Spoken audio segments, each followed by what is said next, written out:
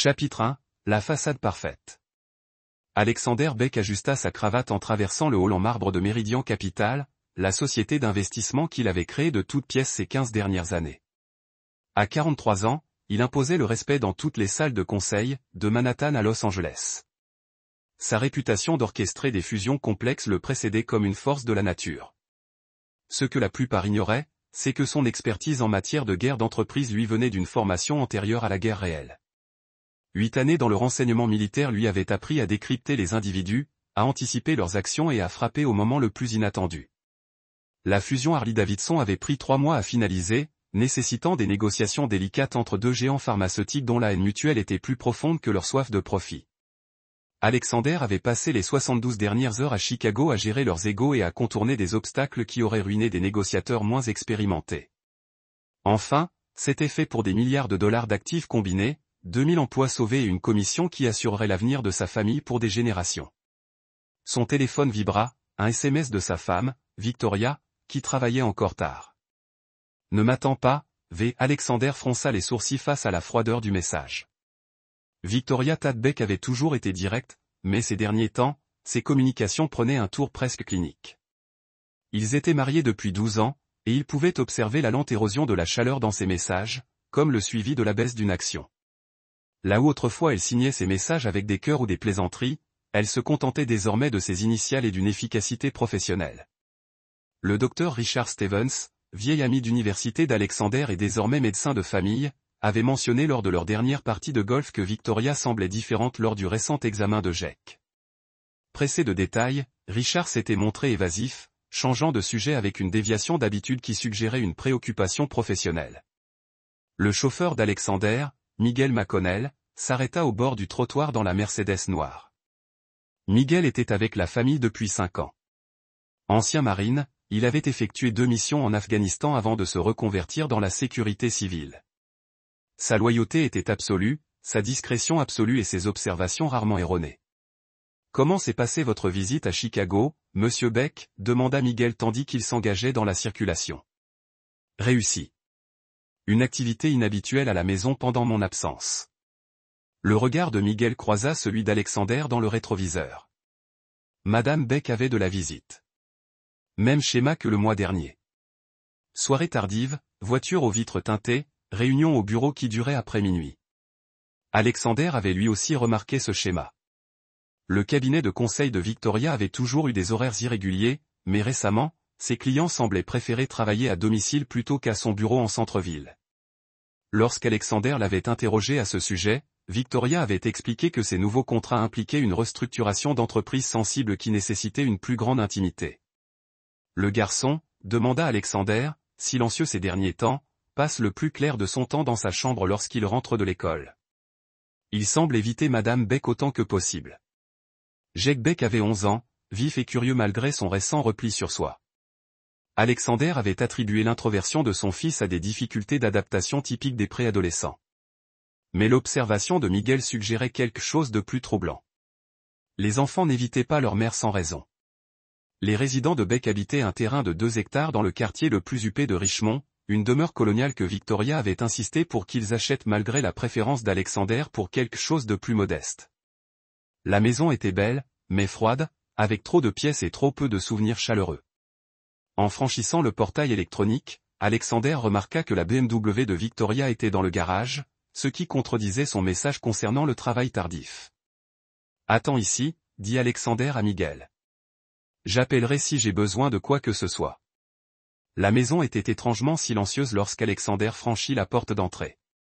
La voix de Victoria s'échappa du salon, parlant d'un ton bas et contrôlé, comme elle l'utilisait pour ses appels professionnels. Alexander traversa le hall en silence. Son entraînement au service de renseignement rendait la discipline du bruit instinctive. « Je vous avais dit que le délai était ferme. Pas de prolongation, pas d'excuses.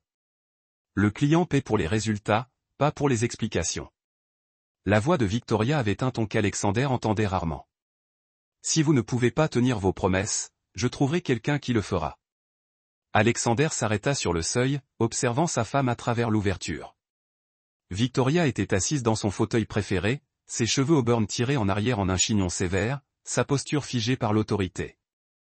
À 38 ans, elle restait d'une beauté saisissante, mais il y avait quelque chose de prédateur dans son expression qu'Alexander ne reconnut pas. « Occupe-toi de ça, Grant. C'est pour ça que je te paie. » Elle raccrocha et leva les yeux, légèrement surprise en voyant Alexander. « Tu es rentré plus tôt que prévu. » Son sourire était d'un professionnalisme éprouvé. « Comment s'est passée la fusion ? » Conclue avec succès. « Qui était au téléphone ? » Grant Warren, mon nouvel associé. Nous traitons des dossiers de restructuration complexes qui nécessitent des approches spécialisées. Grant Warren Alexander se fit un devoir de faire des recherches sur le nom. Victoria n'avait jamais mentionné d'associé auparavant et son hésitation à aborder les approches spécialisées laissait présager des activités qui ne résisteraient pas à un examen approfondi. Où est Jake ? Il fait ses devoirs à l'étage.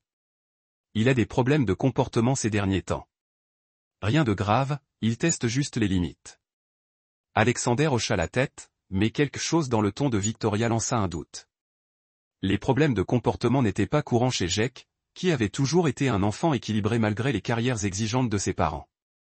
Je devrais aller voir comment il va. Il va bien, Alexander.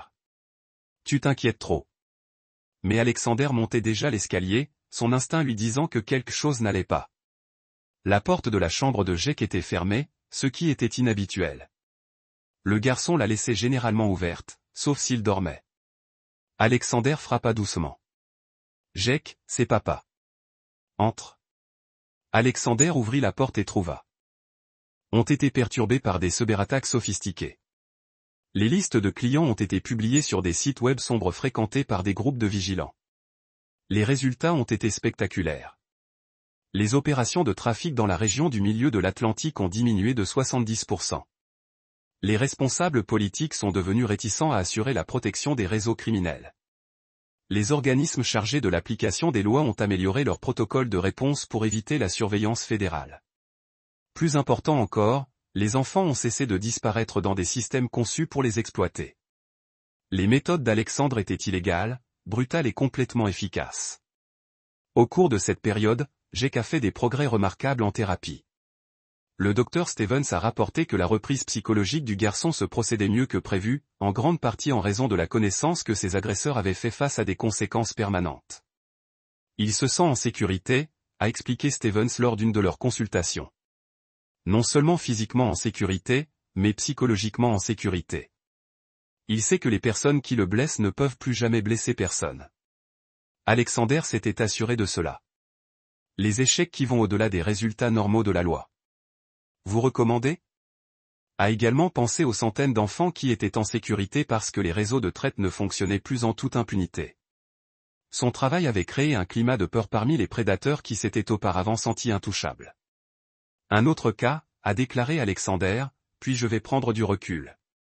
Le dernier cas impliquait un réseau opérant à Washington DC spécialisé dans la fourniture des enfants à des personnalités politiques. L'enquête avait bloqué en raison d'une ingérence politique et les agents fédéraux soupçonnaient que des fonctionnaires de haut rang protégeaient activement l'opération.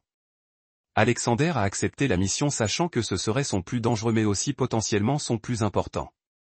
En cas de succès, il pourrait démonter les systèmes de protection politique qui ont permis au réseau de traite de fonctionner avec un soutien institutionnel. L'opération a mis 4 mois à planifier et à exécuter. Alexander a infiltré le réseau en se faisant passer pour un riche homme d'affaires à la recherche de services spécialisés pour les associés politiques. Ses antécédents militaires et ses références commerciales légitimes ont fourni une couverture parfaite pour accéder aux niveaux les plus élevés de l'organisation. Ce qu'il a découvert était pire que tout ce qu'il avait vu dans le réseau de Victoria. L'opération de Washington n'a pas seulement racheté les enfants, il les a utilisés comme armes dans la guerre politique. Des photographies et des enregistrements compromis ont été utilisés pour contrôler les sénateurs, les juges et le cabinet officiel. Le réseau avait effectivement capturé des parties importantes du gouvernement fédéral par le chantage systématique. La solution d'Alexandre était complète en conséquence. Une seule nuit en décembre, 17 chefs de réseau sont morts dans des accidents apparents. Une cyberattaque massive a détruit tous les dossiers électroniques et tous les systèmes financiers. Les listes de clients ont été publiées simultanément aux principales organisations de presse et aux agences d'application de la loi. Les responsables politiques se sont retrouvés confrontés à des enquêtes fédérales qu'ils ne pouvaient pas supprimer ou influencer. En 72 heures, l'ensemble du réseau s'est effondré. Les retombées politiques ont duré des mois. 23 Les responsables fédéraux ont démissionné en disgrâce. 37 ont fait face à des accusations criminelles. Le Congrès a adopté une législation d'urgence augmentant les sanctions pour les crimes de trafic et élimine l'immunité politique pour les infractions connexes. Plus important encore, les systèmes de protection institutionnelle qui avaient permis de perturber définitivement les réseaux de trafic. La carrière de consultation d'Alexandre s'est terminée aussi tranquillement qu'elle avait commencé. Il est retourné à Richmond à ses intérêts commerciaux légitimes et au travail quotidien d'élever un fils qui était enfin libre de l'ombre de son traumatisme précoce. Mais le message avait été envoyé et reçu dans le monde criminel. Les enfants n'étaient plus des victimes non protégées. Ils avaient des défenseurs qui utiliseraient tous les moyens nécessaires pour assurer leur sécurité. Et certains de ces défenseurs avaient acquis leurs compétences dans des endroits où la miséricorde était un luxe que les ennemis ne pouvaient pas se permettre. Chapitre 9. Nouveau début. 5 ans après la condamnation de Victoria, Alexander se tenait dans la cour de leur nouvelle maison dans le Colorado, en regardant Jake pratiquer le baseball avec une équipe de lycée. À 16 ans, le garçon était devenu un jeune homme confiant dont le sourire facile et l'athlétisme naturel ne donnaient aucun soupçon du traumatisme qu'il avait survécu dans l'enfance. Le déménagement au Colorado avait été l'idée de Jake. Après avoir terminé la thérapie et établi un solide réseau de soutien à Richmond, il avait exprimé son intérêt à recommencer quelque part avec des montagnes et de l'air propre. Alexander avait été heureux de déménager, en utilisant la vente de sa société de conseil pour acheter un ranch à l'extérieur de Denver, où il pouvait construire la vie qu'il n'avait jamais eu la chance de créer. Le Dr Stevens avait maintenu des contacts tout au long de la reprise de Jake, fournissant des conseils et du soutien alors que le garçon traitait ses expériences et développait des mécanismes d'adaptation sains. Son évaluation finale avait été remarquablement positive. Jake n'a montré aucun dommage psychologique durable des abus de sa mère, en grande partie parce qu'il comprenait que la justice avait été rendue et que son père le protégeait. « Papa, regarde ça. » Jake a appelé, se connectant solidement à une balle rapide et l'envoyant naviguant sur la clôture. « Super swing, Phil. L'entraîneur Peterson va adorer ce pouvoir. » Jake avait été recruté par 3 programmes de Division 1, mais il avait déjà décidé d'aller à l'université du Colorado, où il pouvait étudier la criminologie tout en restant près de chez lui. Son intérêt pour l'application des lois est venu naturellement de ses expériences. Mais Alexander avait pris soin d'encourager plutôt que de faire pression sur les choix de carrière de son fils. La maison du ranch était confortable, mais pas ostentatoire, reflétant la préférence d'Alexandre pour la vie privée sur l'affichage. Il avait gardé sa richesse silencieuse, l'utilisant principalement pour assurer la sécurité et l'éducation de Jake tout en conservant un style de vie qui n'attirait pas l'attention indésirable. Le téléphone d'Alexander a bourdonné un appel de l'agent Keller, qui était resté en contact malgré la retraite d'Alexander de la consultation. « Alexander, je veux vous donner une mise à jour sur quelque chose que vous trouverez intéressant. » « Qu'est-ce que c'est ? » Victoria est décédée en prison la semaine dernière. Suicide apparent, bien qu'il y ait des questions sur les circonstances. Alexander n'a ressenti aucune émotion au-delà de la légère satisfaction. Question, elle était trouvée accrochée dans sa cellule, mais l'autopsie a montré des preuves de lutte. D'autres détenus ont déclaré avoir discuté plus tôt dans la soirée. Une enquête ? Officiellement, oui. Officiellement, Victoria avait fait suffisamment d'ennemis parmi les survivants du trafic que la justice pénitentiaire semble être une explication raisonnable. Alexander avait appris que certaines formes de justice opéraient en dehors des salles d'audience et des procédures judiciaires. La mort de Victoria signifiait qu'elle ne pouvait jamais s'échapper, ne jamais faire appel, ne jamais manipuler le système pour une libération anticipée. Comment est la situation de la traite dans l'ensemble ? Considérablement améliorée. Les réseaux que vous avez aidé à démanteler ne sont pas réorganisés et les nouvelles opérations sont beaucoup plus petites et moins sophistiquées. Votre travail a créé un climat où le trafic est vraiment dangereux pour les criminels impliqués. Bon. Alexander, il y a autre chose. Le FBI a suivi des activités inhabituelles dans les réseaux de trafic internationaux. Les opérations sont systématiquement détruites par des acteurs inconnus en utilisant des tactiques de qualité militaire. Des réflexions sur qui pourrait être responsable ? Alexander sourit cynisme. On dirait que quelqu'un a appris que la protection des enfants nécessite des solutions permanentes. Les méthodes sont remarquablement similaires à ce qui s'est passé avec le réseau de Victoria. Presque comme s'ils étaient planifiés par une personne ayant une formation approfondie de renseignement ou par quelqu'un qui comprend que certains les ennemis sont trop dangereux pour partir en vie. Keller était silencieux pendant un moment. Eh bien, celui qui est responsable, ils obtiennent des résultats. La traite des enfants en Amérique du Nord a diminué de plus de 60% au cours des 5 dernières années. Après la fin de l'appel, Alexander s'est rendu à son bureau à domicile où il a maintenu des dossiers sur les réseaux de trafic internationaux qui fonctionnaient encore. Sa retraite du conseil officiel n'avait pas mis fin à son intérêt à protéger les enfants. Il avait simplement rendu ses méthodes plus directes et moins encombrées par des contraintes juridiques. Le réseau qu'il étudiait actuellement opérait en Europe de l'Est, traquant des enfants sur tout le marché international.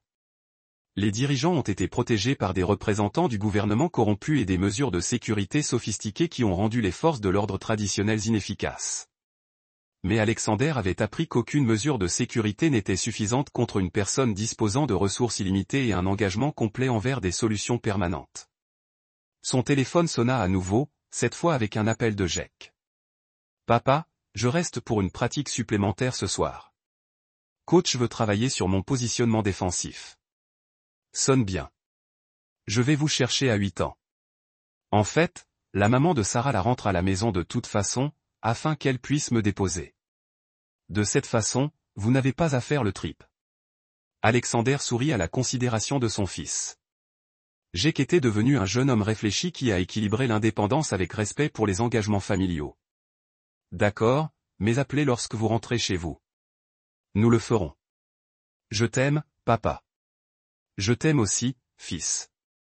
À l'approche de la soirée, Alexander s'est préparé pour le genre de travail qui était devenu sa véritable vocation.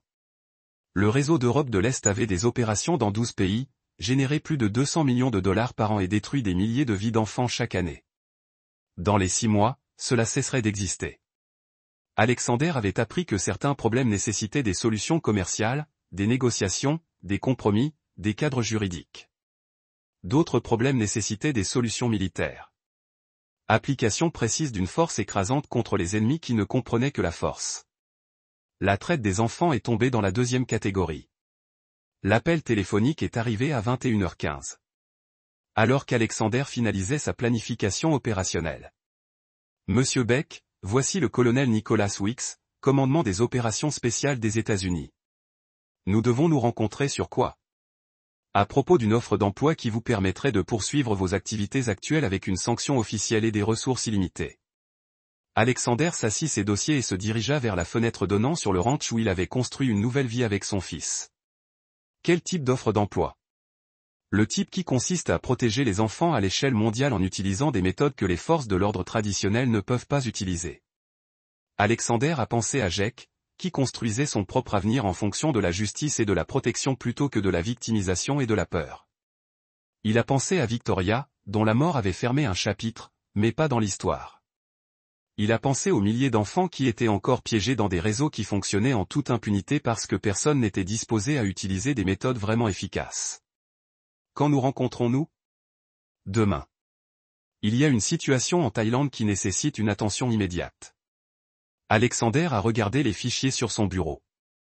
Les renseignements sur les réseaux de traite qui continueraient de détruire des vies jusqu'à ce qu'une personne ayant un engagement suffisant décide de les mettre fin en permanence. Je serai là. Alors qu'il se préparait à ce qui serait probablement sa transition finale du privé à l'opérateur actif, Alexander a ressenti la même certitude qui l'avait guidé à travers la destruction de Victoria et tout ce qui a suivi. Certains ennemis pourraient être négociés avec, certains pourraient être réformés, certains pourraient être contenus par des mesures juridiques, d'autres devaient simplement être éliminés. Alexander Beck était devenu très bon pour les faire distinction et encore mieux à la mise en œuvre des solutions dont chaque situation requise. La guerre pour la sécurité des enfants ne se terminerait jamais vraiment. Mais Alexander avait appris que certaines batailles pouvaient être gagnées si décisives que l'ennemi ne s'est jamais rétabli. Demain, il commençait à gagner un nouvel ensemble de batailles.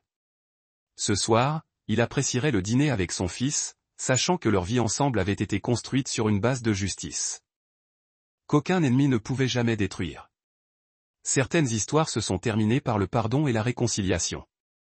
Celui-ci s'est terminé par la compréhension que le mal nécessitait des conséquences permanentes et que certains pères étaient disposés à devenir tout ce qui était nécessaire pour protéger les enfants qui en dépendaient.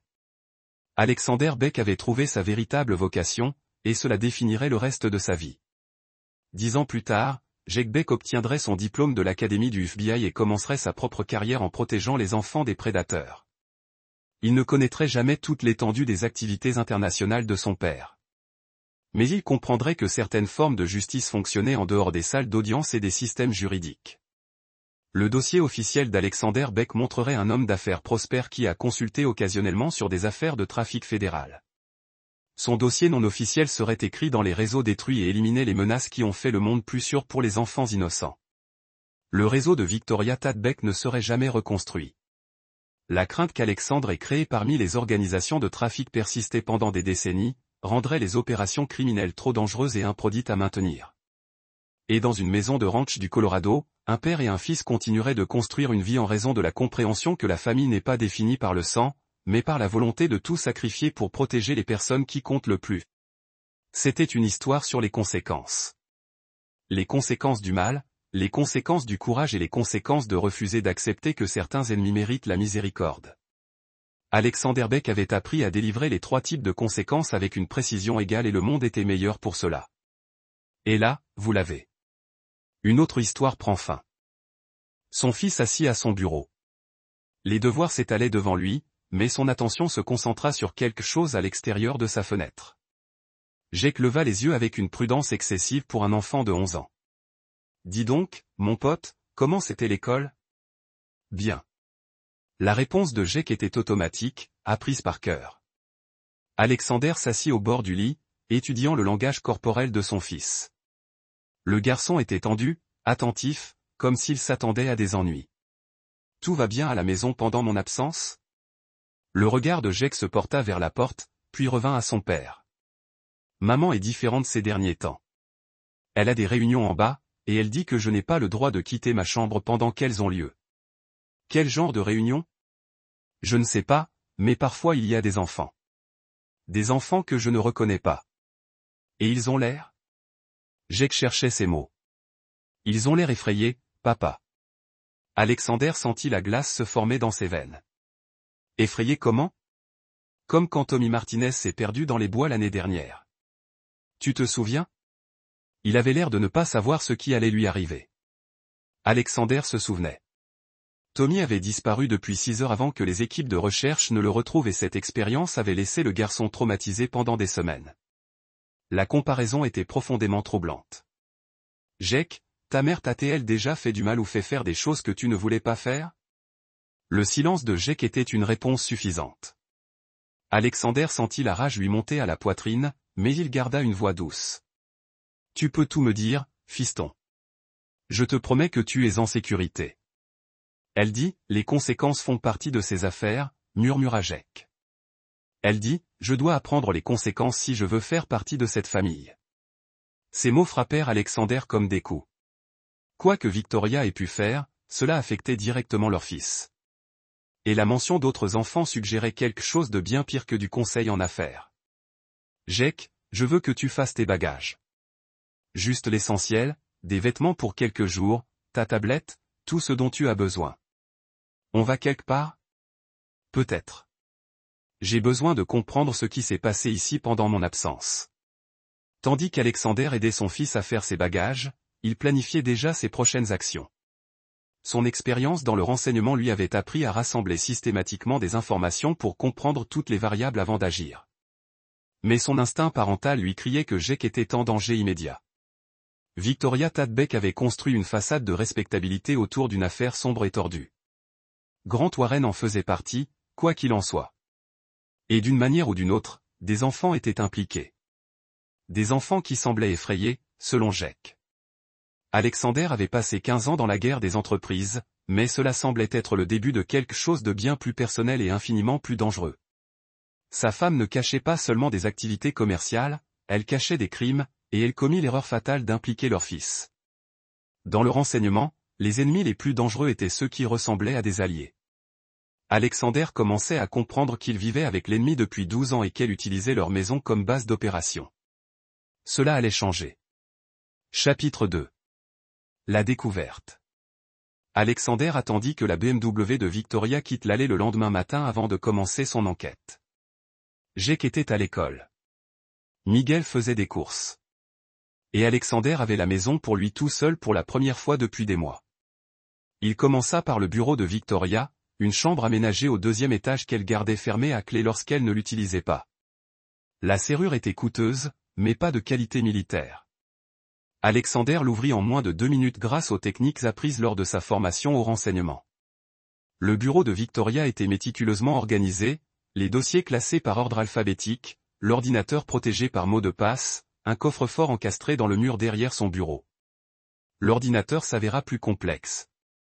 Victoria avait mis en place des mesures de sécurité sophistiquées qui laissaient penser qu'elle protégeait bien plus que la confidentialité des clients. Alexander contourna l'écran de connexion à l'aide d'une clé USB contenant un logiciel d'extraction. Un cadeau de ses anciens collègues du renseignement reconvertis dans le secteur privé. Ce qu'il découvrit le glaça. Les relevés financiers indiquaient des paiements provenant de comptes offshore totalisant plus de 2 millions de dollars au cours des 18 derniers mois. L'argent provenait de sociétés écrans enregistrées dans des pays connus pour leur manque de surveillance bancaire. Le plus troublant était la description des paiements, les services d'approvisionnement, la coordination des transports et la gestion des stocks. La terminologie suggérait la traite des êtres humains. Alexander photographia tout, téléchargeant les fichiers sur un compte cloud crypté. L'historique des emails de Victoria révéla des communications avec Grant Warren qui confirmèrent ses pires craintes. Des enfants étaient achetés, vendus et transportés via un réseau que Victoria contribuait à coordonner. Les problèmes de comportement qu'elle avait mentionnés à propos de Jake n'étaient pas des problèmes de discipline. Il préparait quelque chose d'innommable. Un dossier intitulé « Inventaire local » contenait des photos qui brouillèrent la vue d'Alexander de rage. Des dizaines d'enfants âgés de 8 à 14 ans photographiés dans des environnements stériles avec des numéros d'identification. Jake n'était pas parmi eux, mais Alexander reconnut plusieurs visages grâce à des rapports de disparition qu'il avait vus aux informations. Le coffre-fort derrière le bureau de Victoria contenait des passeports, de l'argent liquide et une arme de poing. Mais surtout, il contenait des contrats et des bordereaux d'expédition qui révélaient l'ampleur de l'opération. Victoria n'était pas seulement une participante. Elle était coordinatrice régionale de ce qui semblait être un réseau international de trafic. Alexander photographiait le bordereau d'expédition lorsqu'il entendit une voiture dans l'allée. Par la fenêtre, il vit la BMW de Victoria revenir à l'improviste. Il avait 30 secondes pour sécuriser le bureau et descendre avant qu'elle n'entre dans la maison. Il ferma le coffre-fort, reverrouilla la porte du bureau et se trouvait dans la cuisine en train de préparer du café lorsque Victoria franchit la porte d'entrée. « J'ai oublié des dossiers », cria-t-elle en se dirigeant directement vers l'étage. Alexander attendit, guettant les signes indiquant qu'elle avait détecté son intrusion. La porte du bureau s'ouvrit et se referma. Les tiroirs coulèrent. Une minute plus tard, Victoria descendit, une mallette à la main. « Journée chargée », demanda Alexander d'un ton décontracté. « Urgence client. »« Je risque d'être en retard ce soir », elle s'arrêta à la porte, scrutant son visage. « Tu as l'air fatigué. Tout va bien ? Juste le décalage horaire ?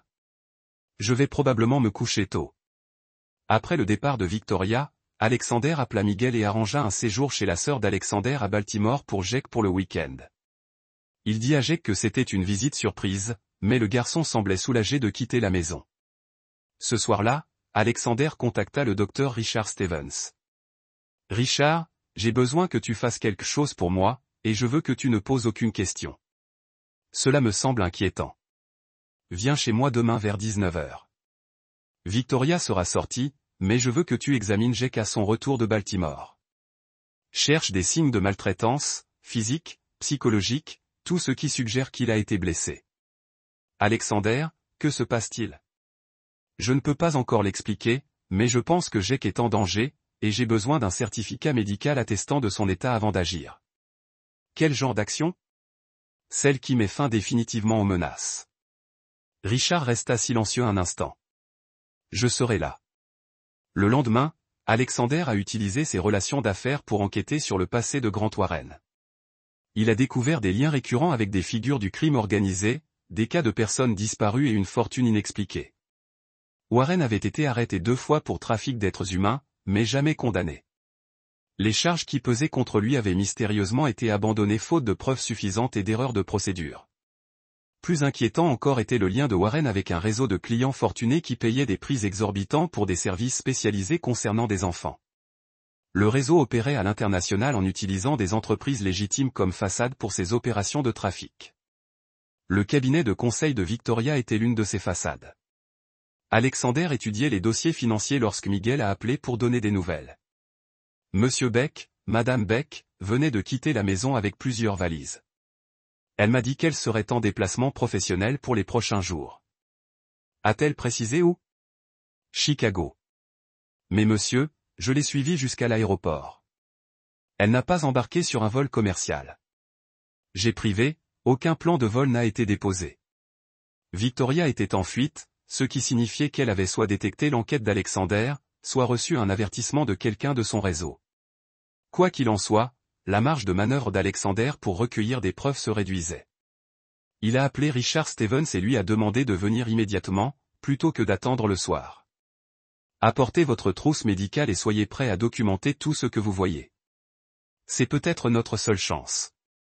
Richard est arrivé 30 minutes plus tard, l'air sombre. Alexander, je dois vous dire quelque chose avant de continuer. Je m'inquiète pour Jake depuis des mois. Lors de son dernier examen, j'ai remarqué des signes de traumatisme psychologique, une hypervigilance, des troubles du sommeil, des réactions anxieuses à certaines questions. Quel genre de questions? Des questions sur sa vie de famille, sur sa relation avec sa mère. Quand je lui ai demandé s'il se sentait en sécurité chez lui, il s'est complètement renfermé. Alexander a senti les derniers éléments de contention s'effondrer. Quoi d'autre? Des signes physiques suggérant une maladie liée au stress. Problèmes d'estomac, maux de tête, changement d'appétit. Les symptômes classiques d'un enfant vivant dans la peur. Mais vous ne l'avez pas signalé. Je n'avais aucune preuve de maltraitance. Et Victoria m'a convaincu que c'était lié au stress scolaire et à vos horaires de voyage. J'aurais dû me fier à mon instinct. Alexander conduisit Richard à l'étage, dans la chambre de Jake, lui signalant les détails qu'il avait remarqués lors de son enquête, une serrure à l'intérieur de la porte de Jake, visiblement installée récemment, des rideaux occultants qui bloquaient la vue extérieure et une petite caméra dissimulée dans le plafonnier. Elle le surveillait, dit Alexander, le gardant isolé et sous surveillance. Richard examina la caméra avec une horreur croissante. Ce n'est pas une préoccupation parentale. C'est un confinement. Il discutait des implications lorsque le téléphone d'Alexander sonna. L'école de Jake appelait. Monsieur Beck, ici le directeur Chapman. Je crains qu'il y ait eu un incident impliquant Jake. Quel genre d'incident? Il s'est effondré pendant le déjeuner. Il est conscient maintenant, mais il semble désorienté et effrayé. Nous avons appelé une ambulance. Alexander sentit le monde basculer autour de lui. On se retrouve à l'hôpital. Sur le trajet en voiture, Richard fit une observation qui allait s'avérer prophétique.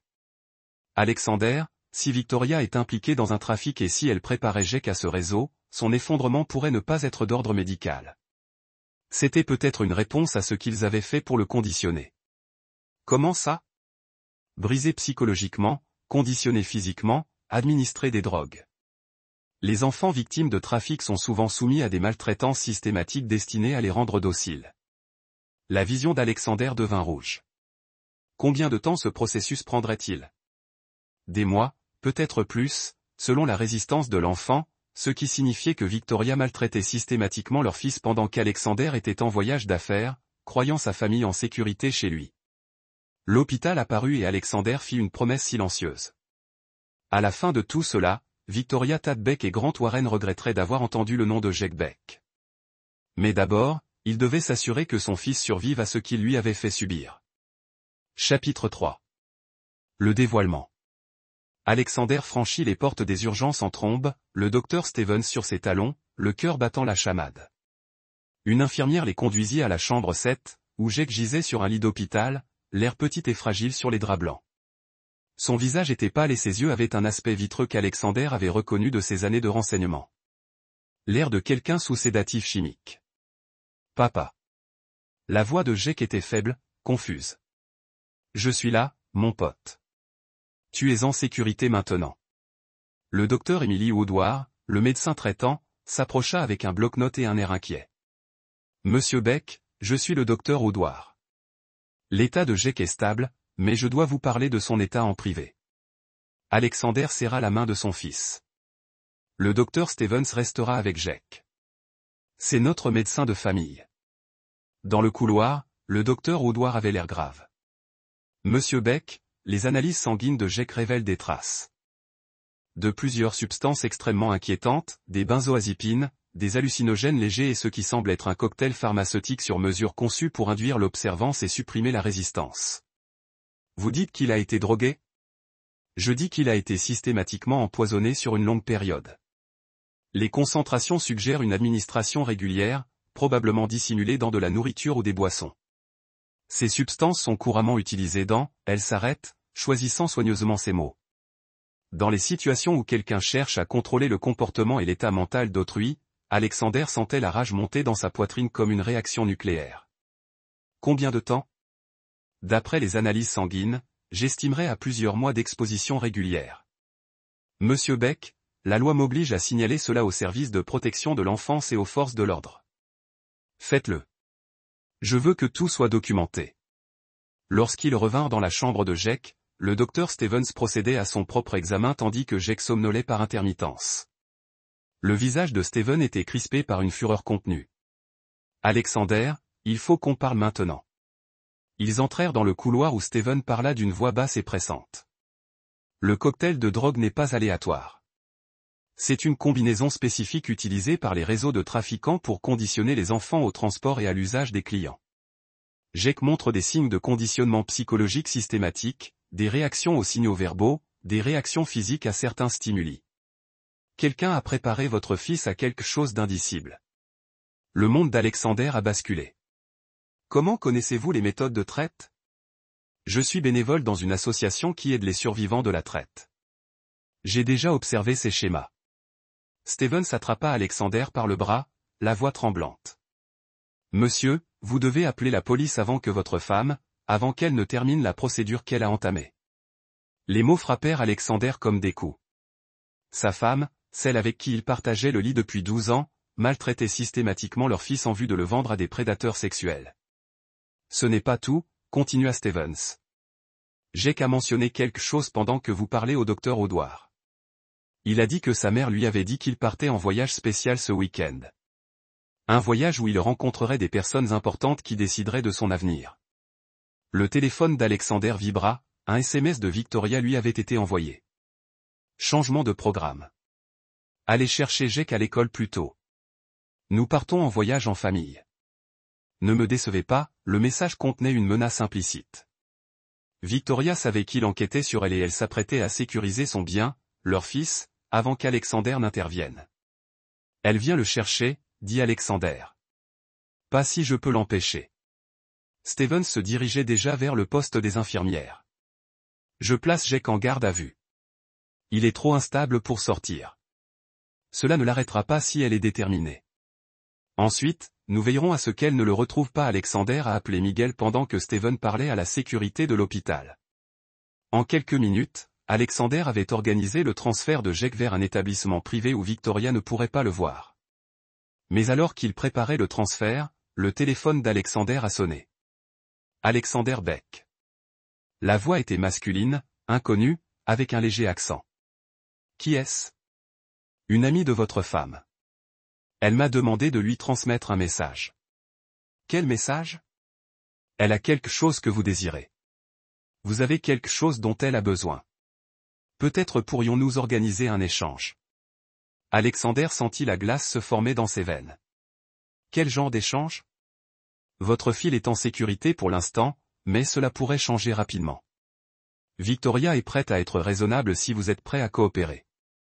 Victoria n'a pas mon fils. Il est là, avec moi. Un instant. Vérifiez vos messages, monsieur Beck. Le téléphone d'Alexander sonna, un SMS contenant une photo arrivait. L'image montrait la chambre de Jake à la maison, mais elle n'était pas vide. Un enfant était allongé sur le lit. Un enfant qui ressemblait trait pour trait à Jake de loin, mais qui, à y regarder de plus près, ne l'était pas. Une doublure. La voix continua. Acheté dans notre catalogue spécialisé. Votre femme voulait assurer une transition en douceur lorsqu'elle récupérerait le véritable bien. L'esprit d'Alexander s'emballa. Victoria préparait l'enlèvement de Jake depuis des mois, voire des années. Les problèmes de comportement qu'elle mentionnait n'étaient pas des problèmes. Il cherchait à voir jusqu'où elle pouvait aller avant qu'Alexander ne se méfie. Que voulez-vous? C'est très simple. Vous oubliez tout ce que vous avez appris sur les activités professionnelles de votre femme. Vous signez les papiers de garde lui accordant l'autorité parentale exclusive. Vous transférez la moitié de vos biens sur des comptes qu'elle précisera. En échange, votre fils continue de vivre, mais pas avec vous. Et si je refuse, alors le bien devient un inventaire et vous devenez un fardeau. Aucune de ces deux issues ne serait agréable pour votre famille. Alexander regarda Jake par la fenêtre, toujours inconscient sur un lit d'hôpital, et sentit quelque chose de fondamental changer en lui. Sa femme n'avait pas simplement trahi leur mariage. Elle préparait leur fils à l'esclavage sexuel, tandis qu'Alexander bâtissait une fortune pour subvenir aux besoins de la famille qu'il pensait protéger. J'ai besoin de temps pour réfléchir à votre offre. Vous avez jusqu'à demain soir. Victoria vous appellera pour vous donner les dernières instructions. Alexander raccrocha et se tourna vers Stevens, qui écoutait avec une horreur croissante. Ils vont vous tuer tous les deux, quoi qu'il arrive. Stevens dit, vous vous en rendez compte, n'est-ce pas? Vous en avez trop vu. Et j'ai peu les identifier. Je sais. Alors, qu'allez-vous faire? Alexander regarda son fils inconscient, repensant aux années de voyage d'affaires pendant lesquelles Victoria avait un accès illimité pour abuser systématiquement de Jake.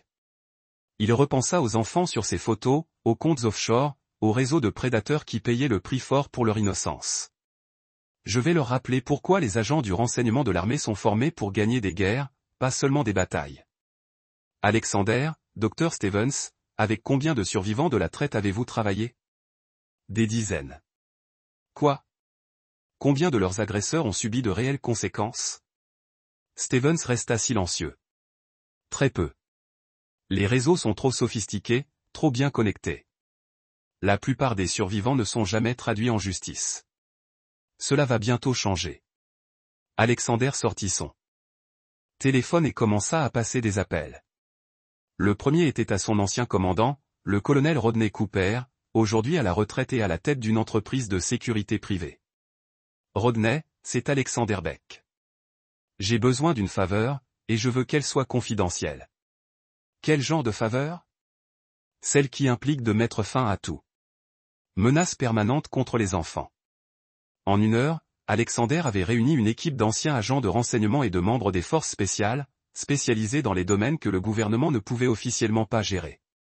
Victoria Tadbeck et Grant Warren avaient bâti leur réseau grâce à l'argent, à la peur et à l'hypothèse que leurs victimes seraient trop impuissantes pour riposter. Ils étaient sur le point d'apprendre la différence entre puissance et dangerosité. Et Alexander Beck n'avait jamais été aussi dangereux de sa vie. Chapitre 4. Le réseau démasqué. Alexander avait établi son centre de commandement dans un lieu sécurisé à 64 km de Richmond, une ancienne base militaire désaffectée que la société de sécurité Colonel Cooper utilisait pour ses exercices d'entraînement. Les salles insonorisées et l'équipement de surveillance sophistiqué du bâtiment en faisaient un lieu idéal pour le type d'opération qu'Alexander préparait. Son équipe était composée de 5 spécialistes, le colonel Cooper lui-même, expert en guerre psychologique, Phil Bailey, ancien analyste de la NSA capable de pénétrer n'importe quel système de sécurité numérique, Mitch Simon, expert en démolition, doué pour faire disparaître les problèmes, Peter Chapman, maître de la surveillance et de l'infiltration, et Lauren Root, dont l'expertise et les techniques d'interrogatoire avaient fait de lui une légende dans les milieux du renseignement. Quoi?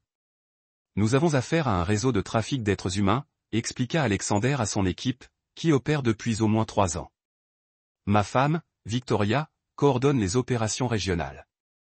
Son associé, Grant Warren, gère les opérations de répression et les relations clients. Ils ont des liens avec le crime organisé, la protection politique et des réseaux internationaux. Phil Bailey leva les yeux de son ordinateur portable où il analysait les preuves rassemblées par Alexander. La structure financière est sophistiquée. Ils transfèrent de l'argent via 17 sociétés écrans différentes dans 9 pays. Une estimation prudente évalue leurs opérations à 50 millions de dollars par an. Combien d'enfants? Demanda Cooper. D'après la documentation, j'ai trouvé environ 200 cas actifs dans la région Mid-Atlantique, âgés de 8 à 16 ans, provenant d'acquisitions nationales et internationales. Le silence se fit. Même les opérateurs expérimentés avaient des limites à leur capacité de traitement émotionnel. Quel est l'objectif principal? Demanda Chapman, la destruction complète du réseau, aucun survivant, aucune information manquante, aucune possibilité de réorganisation, et des objectifs secondaires, la récupération des enfants, La préservation des preuves pour les forces de l'ordre et l'élimination de la protection politique. Lorraine Root étudia les photographies prises par Alexander. Du coffre-fort de Victoria. Les connexions politiques sont nombreuses. 3 membres du Congrès, un juge fédéral, 2 sénateurs d'État et plusieurs responsables des forces de l'ordre. Démanteler le réseau signifie éliminer ceux qui ont le pouvoir de riposter. Ensuite, nous nous assurons qu'ils ne peuvent pas riposter. Le téléphone d'Alexander vibra, un message crypté provenant d'un numéro inconnu. Colis livré. Inspection à minuit. Localisation à suivre.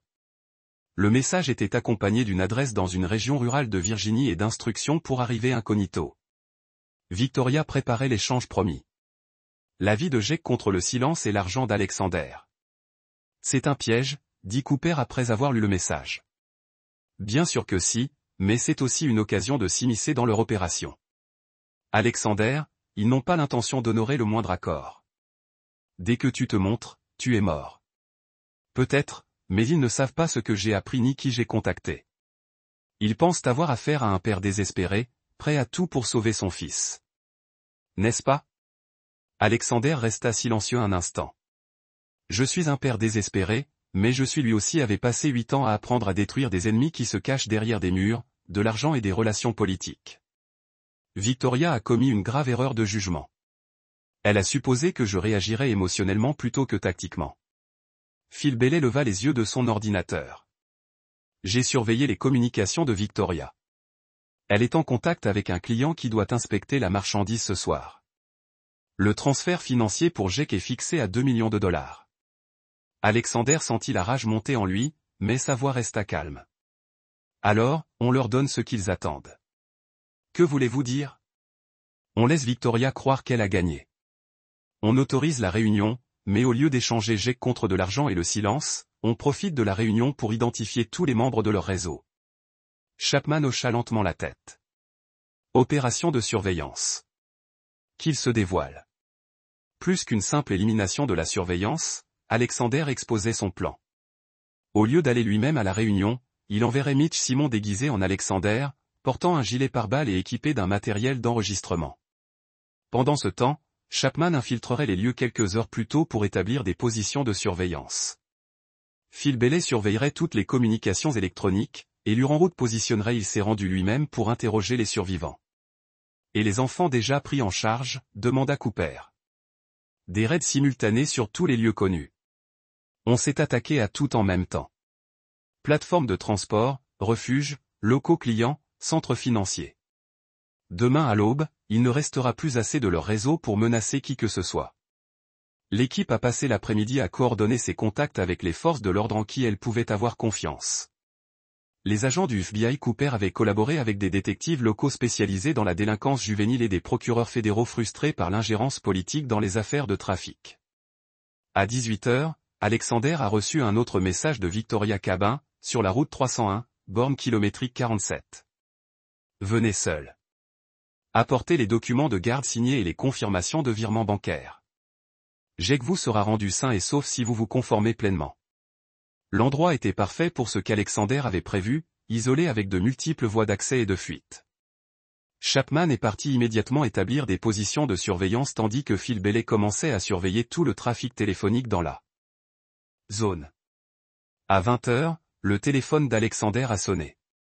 La voix de Victoria était froide, professionnelle. Alexander, j'espère que tu as préparé tout ce dont nous avons discuté. Les papiers sont signés. L'argent est prêt à être transféré. Bien.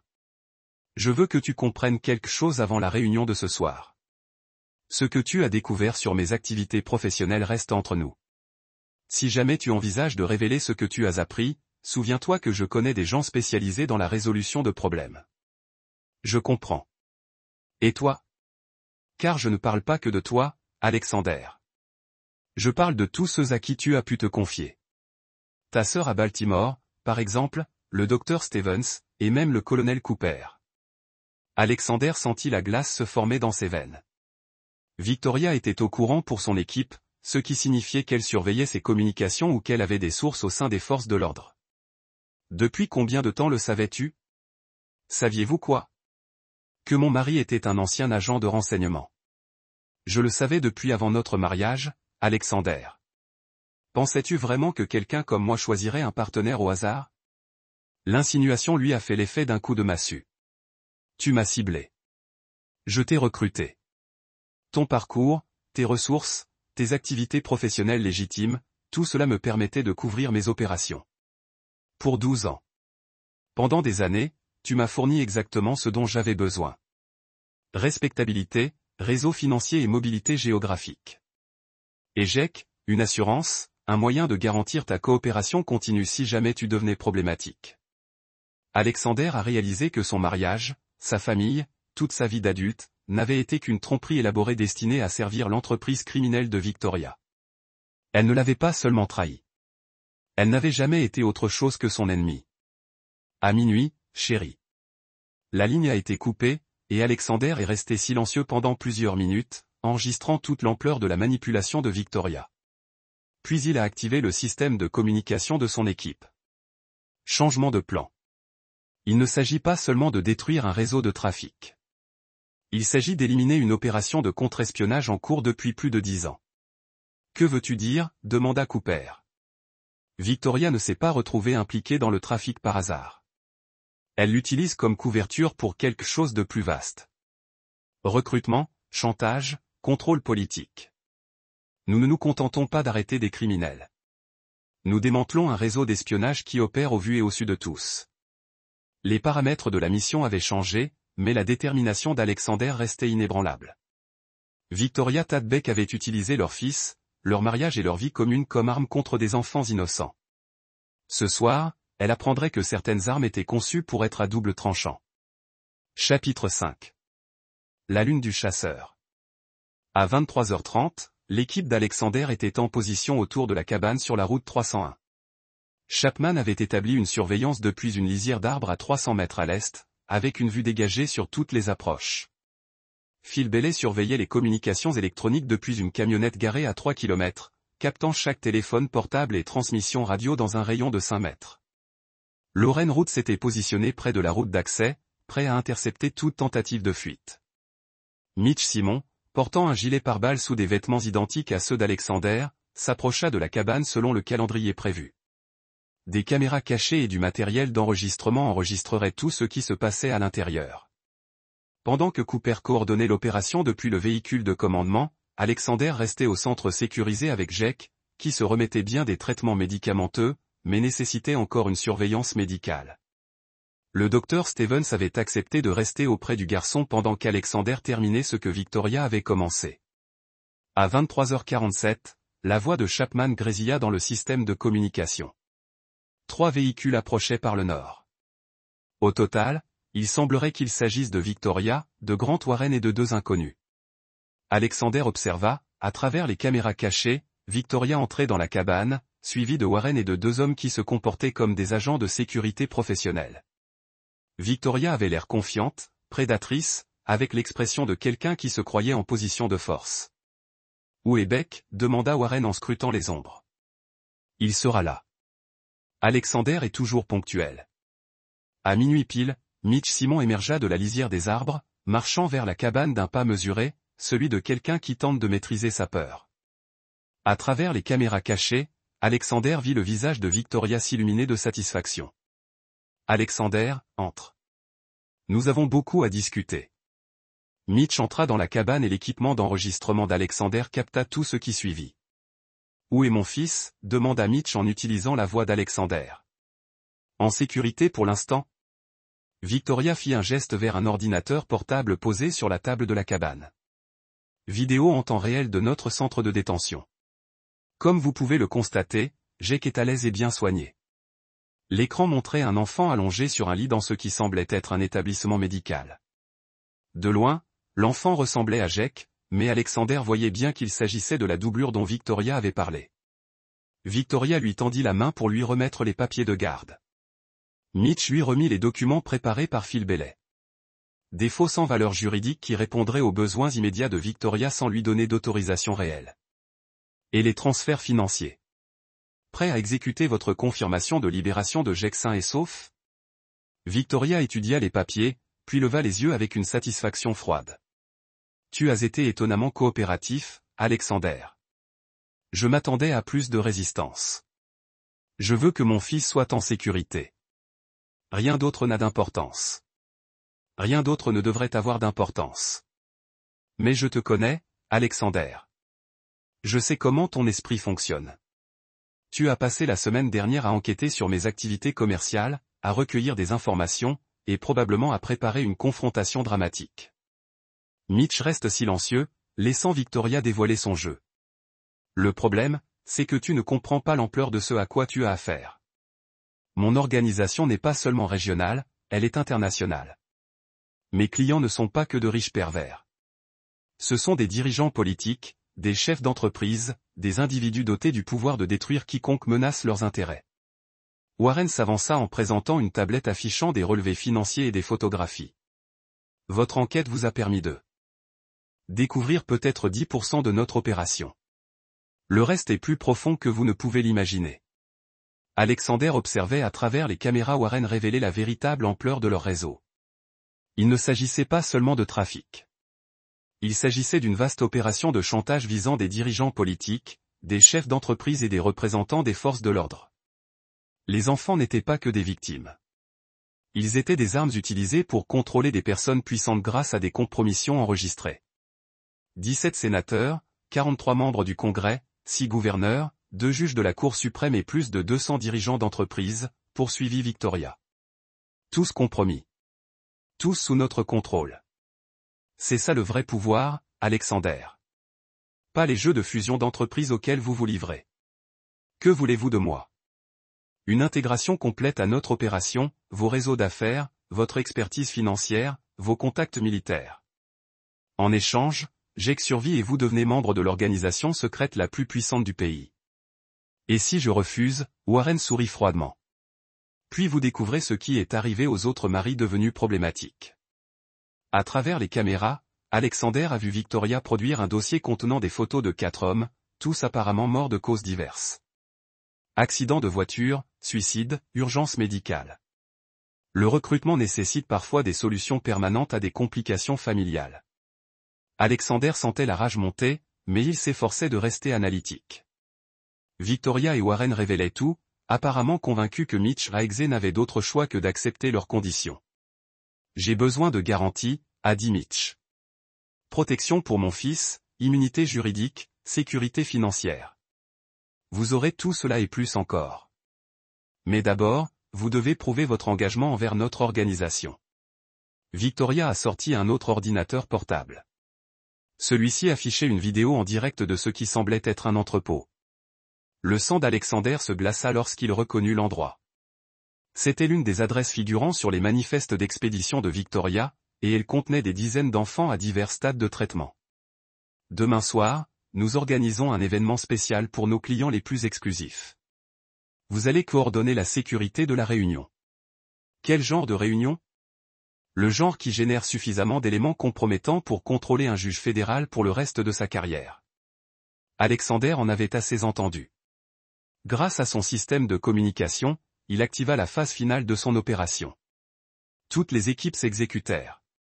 La voix de Chapman retentit immédiatement. Plusieurs cibles identifiées. Début de la séquence d'élimination. Rapport de Phil Bailey. Communications électroniques brouillées. Aucun signal entrant ni sortant. Confirmation de la racine de l'urène. Route d'accès sécurisée. Personne ne sort vivant. L'équipe d'Alexander se déplaçait avec une précision née de ses années d'expérience au combat. Warren et son équipe de sécurité furent éliminés avant même de pouvoir dégainer. Victoria se retrouva encerclée par des agents qui surgissaient de l'ombre comme la mort elle-même. À travers les caméras, Alexander vit la confiance de Victoria s'effriter lorsqu'elle réalisa l'ampleur de son erreur de calcul. « Tu n'es pas Alexander Beck, dit-elle à Mitch. »« Non. » La voix d'Alexander résonna dans des haut-parleurs cachés. « Mais moi, si. » Alexander entra dans la cabine en tenue tactique complète, suivi de Cooper et de 3 autres opérateurs. Victoria s'adossa au mur, son sang-froid finissant par craquer. « C'est impossible. Mes contacts, ma protection. Vos contacts sont en état d'arrestation fédérale en ce moment même. Votre protection vient d'apprendre ce qui se passe lorsqu'on protège les trafiquants d'enfants des opérations de renseignement militaire. File la voix de Bélé grésillait dans le système de communication. Cible principale sécurisée. 47 enfants retrouvés vivants. Infrastructure réseau complètement détruite. Alexander regarda sa femme, celle qu'il avait manipulée pendant 12 ans, qui avait systématiquement abusé de leur fils, qui avait bâti un empire sur la souffrance des enfants. Victoria Tadbeck, vous êtes en état d'arrestation pour trafic d'êtres humains, maltraitance d'enfants, complot et trahison.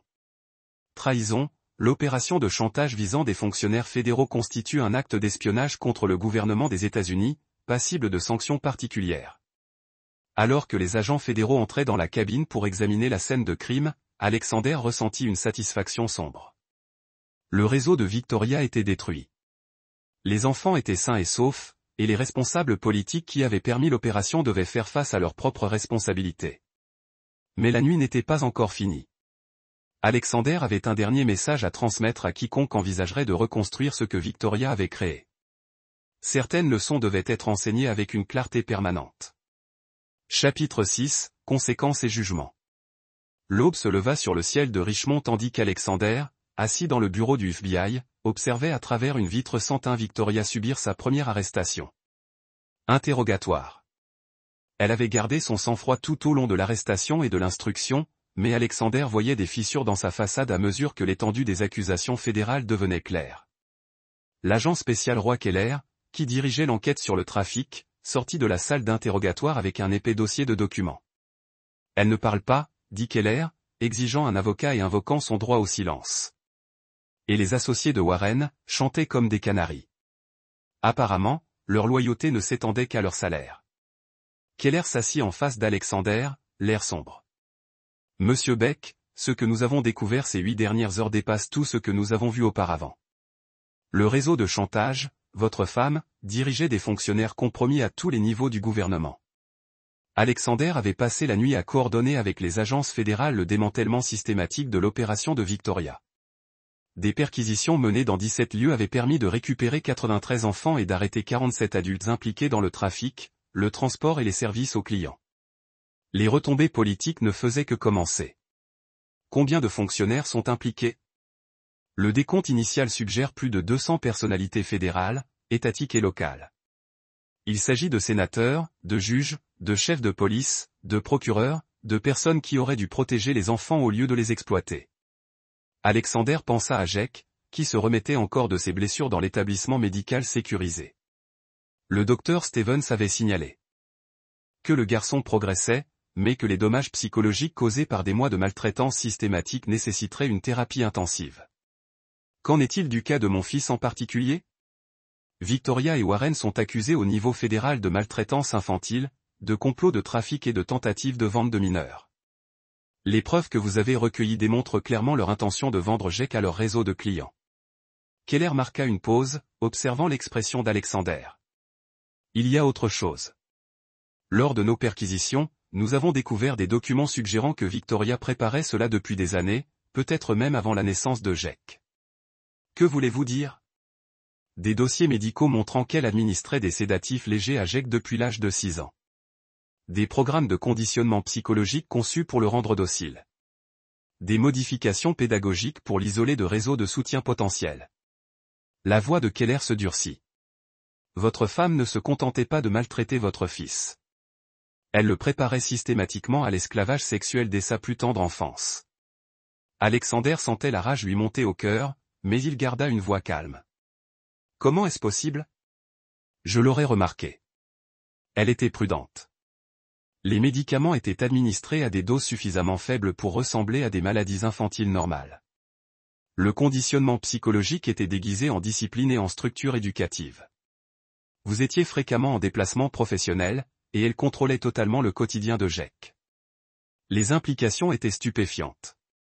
Alexander avait passé des années à se constituer une fortune pour subvenir aux besoins de sa famille, tandis que Victoria profitait de son absence pour détruire systématiquement les défenses psychologiques de leur fils. Monsieur Beck, j'ai une question directe à vous poser. Keller se pencha en avant. L'opération que vous avez menée hier soir était extrêmement sophistiquée, presque comme si elle avait été planifiée par quelqu'un ayant suivi une formation approfondie en renseignement. J'ai bénéficié de l'aide d'anciens collègues. Je le supposais, mais je tiens à vous faire comprendre que, même si nous apprécions les résultats, les méthodes que vous utilisez franchissaient plusieurs limites légales. Alexander soutint le regard de Keller. Comptez-vous me poursuivre pour avoir arrêté des trafiquants d'enfants? J'ai l'intention de veiller à ce que justice soit rendue par les voies légales appropriées à partir de maintenant. Qu'en est-il des responsables politiques victimes de chantage? Sont-ils poursuivis en justice? Le visage de Keller s'assombrit. C'est là que les choses se compliquent. Certains d'entre eux étaient des victimes involontaires. Des personnes compromises par la coercition ou la tromperie. D'autres semblent avoir été des participants consentants qui utilisent régulièrement les services du réseau. Et la différence est perceptible, relevés financiers, journaux de communication, fréquence des contacts. Les participants consentants ont payé des prix élevés pour des services spécifiques et n'ont montré aucun signe de tentative d'échapper au chantage. Alexander comprenait la distinction, mais il comprenait aussi que la pression politique protégerait certains responsables au détriment d'autres. Combien de participants consentants seront effectivement poursuivis? Keller resta silencieux un instant. Autant que les preuves le permettront et que la réalité politique le permettra. C'était une réponse honnête, mais pas satisfaisante. Alexander avait appris dans ses activités de renseignement que justice et maintien de l'ordre ne s'accordaient pas toujours parfaitement. Son téléphone vibra, un appel du docteur Stevens. Alexander, Jake est réveillé et te demande. Ses fonctions cognitives s'améliorent rapidement maintenant que les drogues sont éliminées de son organisme. Je serai là dans 1 heure. Alors qu'Alexander s'apprêtait à quitter le bureau du FBI, l'agent Keller lui tendit une carte de visite. Monsieur Beck, compte tenu de votre parcours et de ce que vous avez accompli hier soir, le FBI serait intéressé par des opportunités de conseil. Nous traitons de nombreuses affaires de crimes organisés et de trafic qui pourraient bénéficier de votre expertise particulière. J'y réfléchirai. Autre chose, l'avocate de Victoria fait déjà beaucoup de bruit pour demander la garde de Jake, ce qui pourrait compromettre son procès. Apparemment, elle prétend que vous l'avez kidnappé et qu'elle tentait de le protéger de vos dangereux associés. Alexander sentit une fureur froide s'installer dans sa poitrine. Elle prétend que j'ai kidnappé mon propre fils. Cela ne tiendra pas devant le tribunal, surtout au vu des preuves que nous avons recueillies, mais cela suggère qu'elle compte se battre avec acharnement pour la garde. Elle apprendra alors que certaines batailles se décident en dehors des tribunaux. Alexander quitta le bureau du FBI et se rendit à l'hôpital où Jake se rétablissait. Son fils paraissait plus petit que d'habitude dans son lit d'hôpital, mais ses yeux étaient plus clairs qu'ils ne l'avaient été depuis des mois. « Papa, ça va? Tu as l'air vraiment fatigué. » Alexander s'assit près du lit et prit la main de Jake. « Je vais bien, mon pote. Comment te sens-tu? » « Mieux. Le docteur Stevens dit que le médicament qui me rendait malade a presque disparu de mon corps. Que te souviens-tu de ces derniers mois? » Jake resta silencieux un instant. Maman me donnait des vitamines spéciales qui me donnaient sommeil.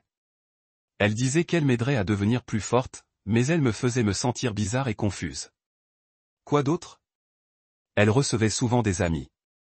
Ils me regardaient comme si j'étais un objet qu'ils voulaient acheter.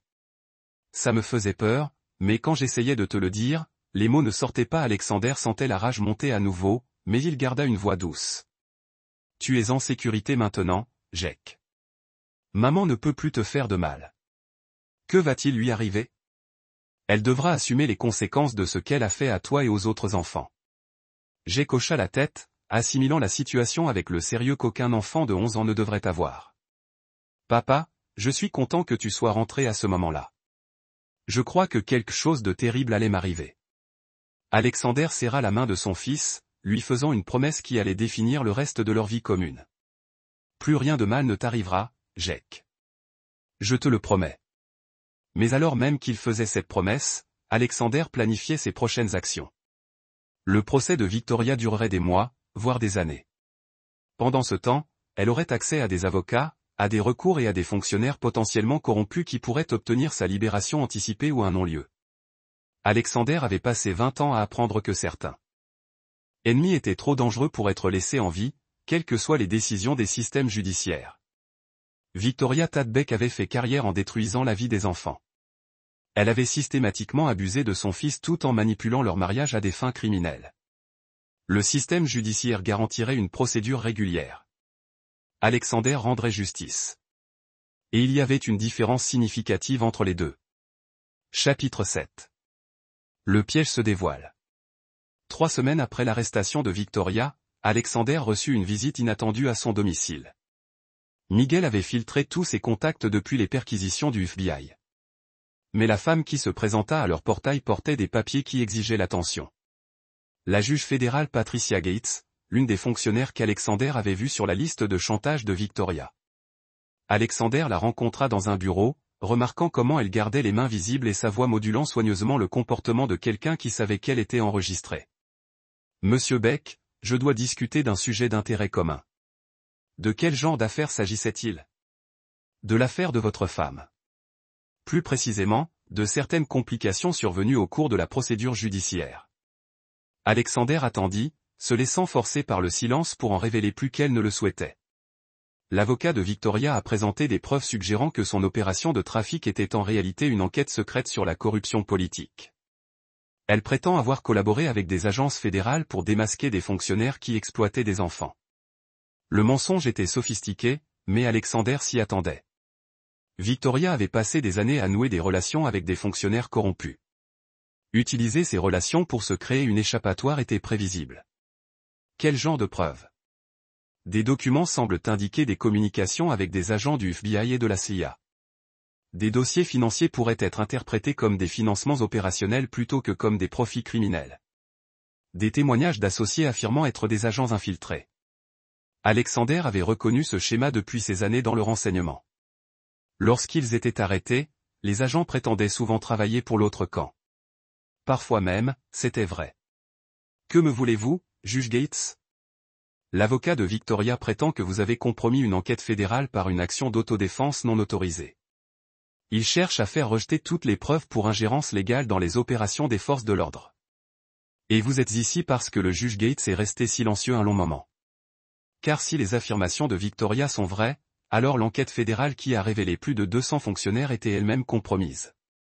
Chaque affaire, chaque arrestation, chaque condamnation pourrait être annulée en appel. Alexander en comprenait les implications. Que Victoria ait menti ou dit la vérité, ces affirmations pourraient anéantir toute la procédure judiciaire contre le réseau de trafiquants. Que pensez-vous de ces affirmations? Personnellement, je pense qu'elle ment. Mais professionnellement, je dois envisager la possibilité qu'il s'agisse d'une opération de contre-espionnage qui a mal tourné, ou d'une opération de contre-espionnage conçue pour protéger les réseaux de trafiquants plutôt que de les démasquer. Le juge Gates hocha la tête d'un air sombre, ce qui m'amène à la raison de ma présence ici. L'avocat de Victoria a fixé une audience pour demain, où ils présenteront ses preuves publiquement. En cas de succès, Victoria sera libre et tous les fonctionnaires figurant sur sa liste de chantage affirmeront avoir été victimes d'une opération d'infiltration fédérale non autorisée. Y compris vous. Y compris moi? Alexander a scruté le visage de la juge Gates à la recherche de signes de tromperie. Elle semblait sincèrement préoccupée par la stratégie juridique de Victoria. Mais Alexander avait appris à ne faire confiance à personne figurant sur les listes de chantage liées au trafic. Juge Gates, permettez-moi de vous poser la question directement. Étiez-vous un participant volontaire au réseau de Victoria ou étiez-vous victime de chantage? Sa réponse déterminerait si elle a quitté son domicile en vie. Chanter. Les hommes de Victoria m'ont photographié dans une situation compromettante avec une personne qui s'est avérée mineure. Je prends des décisions juridiques sur la base de leurs menaces depuis plus de 2 ans. Quel genre de décision? Affaires classées, peine réduite, dossiers scellés, tout ce dont ils avaient besoin pour protéger leur entreprise et leurs clients. Alexander avait pris note de vérifier ces affirmations plus tard, mais son apparente honnêteté laissait entendre qu'elles pourraient être utiles. Que proposez-vous que nous fassions pour l'audience de demain? Cela dépend si vous êtes prêt à témoigner sur les découvertes de votre enquête et à risquer le rejet de l'affaire si les allégations de Victoria sont acceptées, ou à garantir que la vérité éclate quelles que soient ses manœuvres juridiques. Alexander a envisagé les options. La stratégie d'évasion de Victoria était sophistiquée, mais imparfaite. Si elle prétendait être une agente infiltrée, elle devrait expliquer pourquoi elle maltraitait systématiquement Jake et le préparait à la vente. Juge Gates, il y a quelque chose que l'avocat de Victoria ignore concernant les preuves que j'ai recueillies. Quoi? J'ai enregistré des conversations où Victoria évoque explicitement la vente de Jake à des clients spécifiques, non pas dans le cadre d'une enquête, mais comme une transaction personnelle visant à l'éliminer comme complication de ses opérations criminelles. L'expression de la juge Gates passa de l'inquiétude à une expression proche du soulagement qui anéantirait sa défense d'agent infiltré. Ce serait le cas. Mais j'ai gardé ces preuves en réserve. Pourquoi? Alexander est resté silencieux un instant, réfléchissant à ce qu'il fallait révéler, car je voulais voir qui tenterait de l'aider à échapper à la justice. Des fonctionnaires corrompus soutenant ces accusations. Des avocats de la défense aux sources de financement suspectes. Des agents fédéraux potentiellement compromis. Vous dites que toute cette procédure judiciaire est un piège. Moi, je dis qu'attraper les trafiquants n'est que la moitié du chemin. L'autre moitié consiste à identifier tous ceux qui les soutiennent. Le juge Gates est resté silencieux plusieurs minutes, digérant les implications. Monsieur Beck, si vous témoignez demain avec ces preuves, la défense de Victoria s'effondre complètement. Mais cela signifie aussi révéler l'opération que vous avez menée pour identifier les fonctionnaires compromis. Je m'y suis préparé. Êtes-vous prêt à en assumer les conséquences? Certaines personnes sur la liste de Victoria ont suffisamment de pouvoir pour vous mener la vie dure, même en prison. Alexander pensa à Jake, qui progressait en thérapie, mais qui se réveillait quand même en hurlant à cause de cauchemars à propos de vitamines spéciales et de visiteurs importants. Juge Gates, laissez-moi vous poser une question. Combien d'enfants, selon vous, souffriront si le réseau de Victoria est autorisé à se réorganiser sous une nouvelle direction? Je l'ignore. Moi non plus. Mais je sais que c'est plus que zéro, ce qui signifie que les conséquences d'une action sont préférables aux conséquences d'une action. Le lendemain matin, Alexander est arrivé au tribunal fédéral, vêtu de son plus beau costume et muni d'une mallette contenant des preuves qui permettraient soit la condamnation de Victoria, soit sa propre arrestation pour obstruction à la justice. La salle d'audience était bondée de journalistes, d'agents fédéraux et d'observateurs de divers milieux politiques. Victoria était assise à la table de la défense, vêtue d'une combinaison orange, mais affichant l'expression posée de celle qui croit avoir la main gagnante. Appelé à témoigner, Alexander s'est approché de la barre avec la confiance tranquille de quelqu'un qui s'est préparé pendant des années à ce moment. L'avocat de Victoria, William Andrew, a commencé son interrogatoire avec une agressivité à peine dissimulée. Monsieur Beck, n'est-il pas vrai que vous avez mené une enquête non autorisée sur les opérations des forces de l'ordre fédéral? Non. N'est-il pas vrai que vous utilisez d'anciens militaires pour interférer dans des enquêtes fédérales en cours? Non. Alors comment expliquez-vous la destruction systématique de preuves et l'élimination de témoins lors de votre opération d'autodéfense? Alexander regarda Victoria droit dans les yeux, remarquant que son expression était passée de la confiance à l'inquiétude. Je peux l'expliquer très simplement. J'ai enregistré des conversations où ma femme évoque explicitement la vente de notre fils de 11 ans à des prédateurs sexuels pour 2 millions de dollars. Souhaitez-vous que je diffuse ces enregistrements au tribunal? La salle d'audience a été plongée dans le chaos lorsqu'Andrew a réalisé que la défense de son client venait de s'effondrer. Les allégations de Victoria, qui prétendait être une agente infiltrée, n'expliquaient pas pourquoi elle avait été enregistrée en train de planifier la vente de son propre enfant. Mais Alexander n'en avait pas fini, car le juge a rétabli l'ordre. Il a produit des preuves supplémentaires qui garantiraient à Victoria qu'elle n'ait plus jamais l'occasion de s'occuper de ses enfants. Votre honneur, je dispose également de documents montrant que Madame Beck a systématiquement drogué notre fils pendant plus de 5 ans, ainsi que de plans détaillés pour son conditionnement psychologique et sa vente éventuelle à des clients spécifiques. Le visage de Victoria est devenu blanc en réalisant l'ampleur du témoignage d'Alexander. Son avocat feuilletait frénétiquement des documents, cherchant un moyen de sauver une défense qui venait d'être anéantie. Alexander poursuivit son témoignage pendant 3 heures, détruisant méthodiquement chaque aspect des allégations de Victoria tout en présentant des preuves irréfutables de ses crimes. Lorsqu'il quitta la barre des témoins, le sort de Victoria était scellé. Mais plus important encore, Alexander avait atteint son objectif principal, identifier chaque fonctionnaire, avocat et agent fédéral qui avait tenté d'aider Victoria à échapper à la justice. Le piège avait parfaitement fonctionné. Venaient maintenant les conséquences. Chapitre 8. Justice rendue. Les verdicts tombèrent exactement 6 mois après le témoignage d'Alexander. Victoria Tad Beck.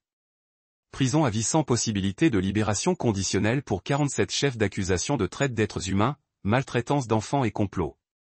Grant Warren, peine de mort pour meurtre lors d'opérations de traite. 17 responsables politiques. Des peines allant de 10 ans à la perpétuité selon leur degré de participation.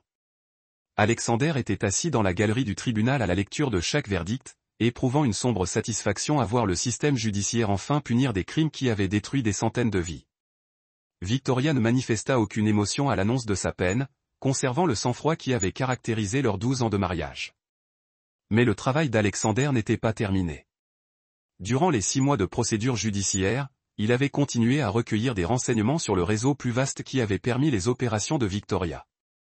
Il avait découvert un système de corruption qui s'étendait bien au-delà des criminels individuels et incluait des défaillances institutionnelles à tous les niveaux. Les agences fédérales avaient ignoré les avertissements concernant les opérations de trafic. Des responsables politiques avaient troqué des voix contre une protection.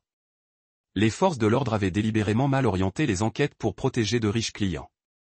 Le système judiciaire avait rendu justice à Victoria et à ses proches collaborateurs, mais les structures qui les avaient soutenus étaient restées largement intactes.